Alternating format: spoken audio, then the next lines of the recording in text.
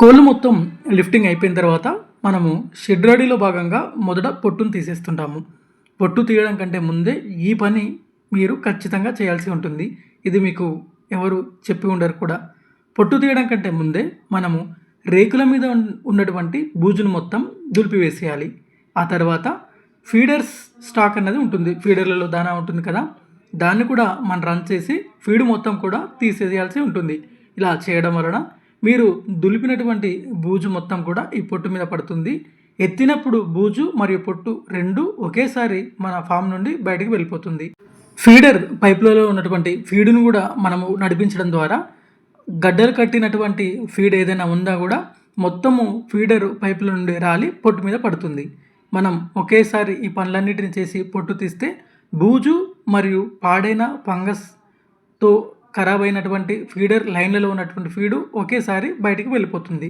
లేదంటే బూజు దులిపేటప్పుడు ఒకసారి, ఫీడ్ తీసేటప్పుడు మరొకసారి మళ్ళీ శుభ్రం చేయవలసి ఉంటుంది. పొట్టు తీయకముందే దానాని కూడా మనము దానా లైన్ని ఆన్ చేయడం ద్వారా దానా ఏదైనా గడ్డలు కట్టి ఉన్నా పడిపోవడం వలన ఆ దానా కూడా వెళ్ళిపోయి మనకి దానా వలన వచ్చేటటువంటి రోగాలు రాకుండా ఉంటాయి. పాత దానాన్ని పూర్తిగా మనము ఫీడర్ లైన్స్ నుంచి తీసివేయాలి.